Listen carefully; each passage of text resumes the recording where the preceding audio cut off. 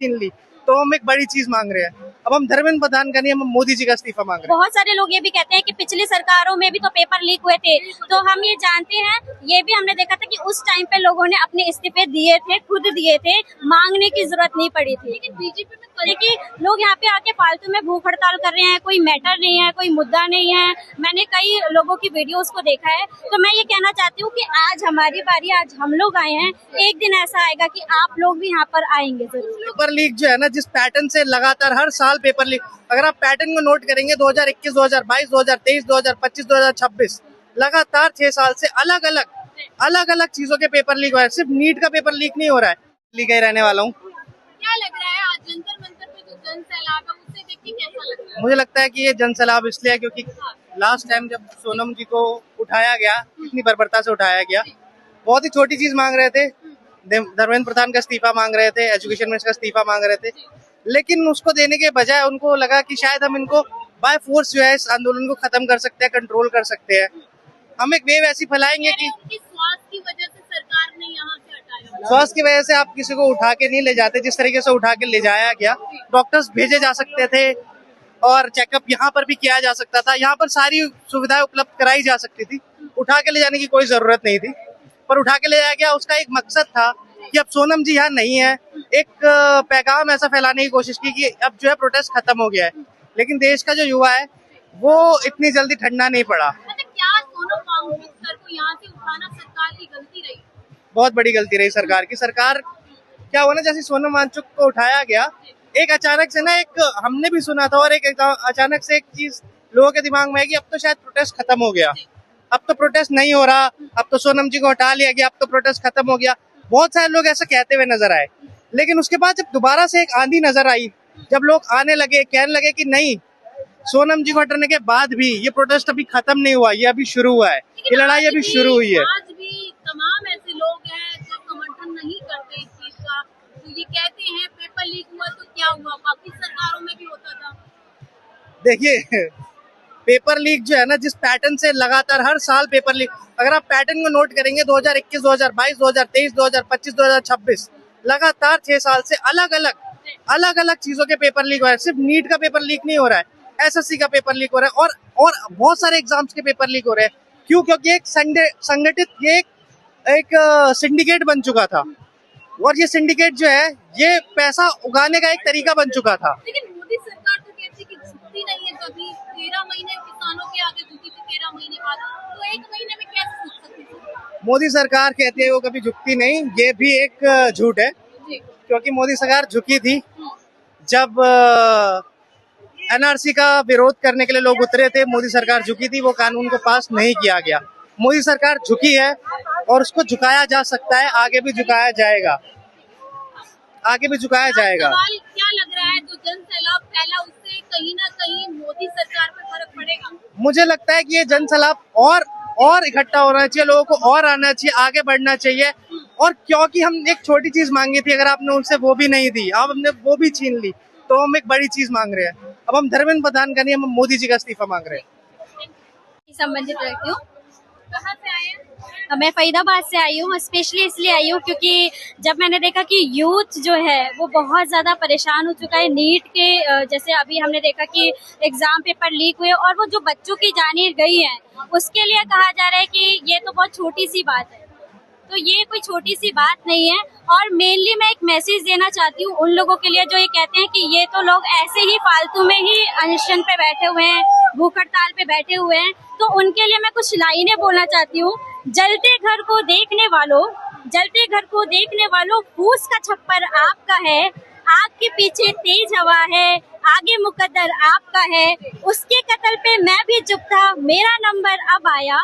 उसके कत्ल पे मैं भी चुप था, मेरा नंबर अब आया।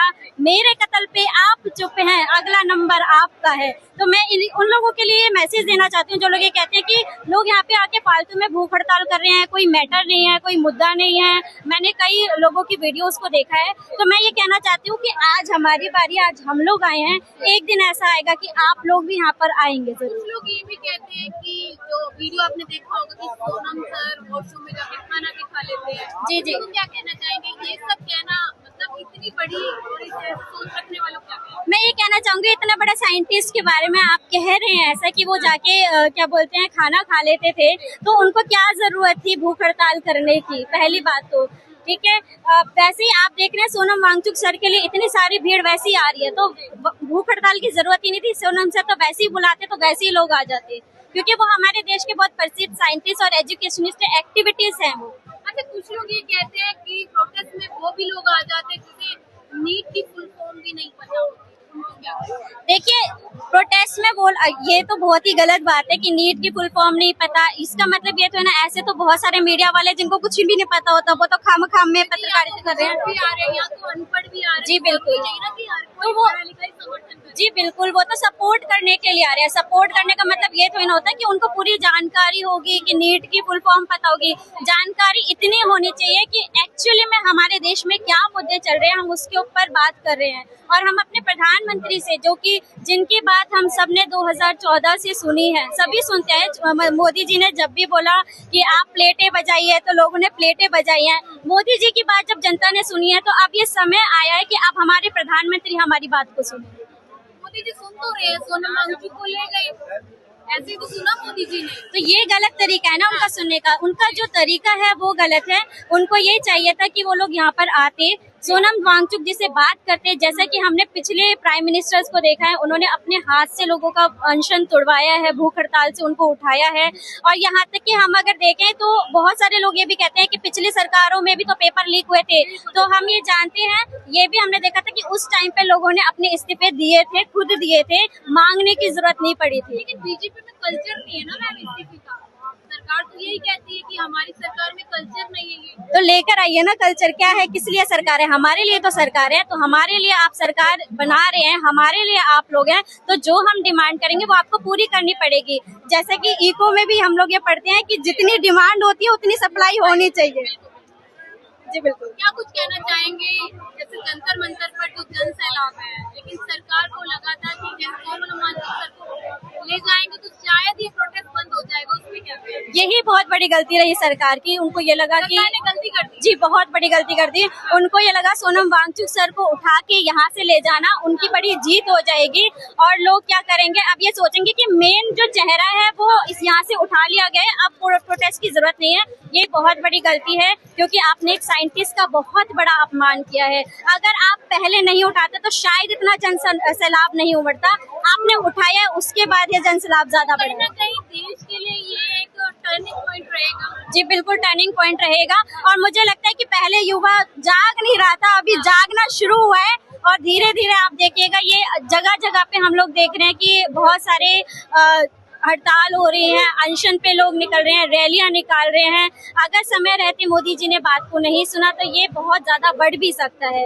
तो इसलिए सरकार का तो नहीं लग रहा ना कि सरकार झुकेगी या बात मानेगी। जी बिल्कुल मानेगी, सरकार को माननी पड़ेगी, अदरवाइज फिर और ज्यादा प्रोटेस्ट बढ़ेगा। ठीक है। और एक आप ये देखिए कि हमारे पास ये अधिकार भी हो सकता है कि हम बीच में ही क्या करें, तो इसको खारिज कर दें। हम अपनी सरकार को बदलना चाहे बीच में, तो हमारे पास ये अधिकार भी है। लास्ट सवाल, सरकार को क्या कहना चाहिए? मैं यही कहना चाहूंगी, मोदी जी हम लोग आपका बहुत आदर करते हैं, आपका बहुत सम्मान करते हैं, हमारी कोई पर्सनल दुश्मनी नहीं है। ये देश आपसे प्यार करता है, आपको बहुत अच्छा मानता है। और हम यही चाहेंगे अपने दिल से कि मोदी जी आप बात को सुने। और हमें ये भी पता है कि आप इस्तीफा देंगे, लेकिन जब आपका मन होगा तभी दिलवाएंगे आप इस्तीफा। लेकिन आप लोगों की बात सुन के ये कर लेंगे तो ये ज्यादा बेटर रहेगा।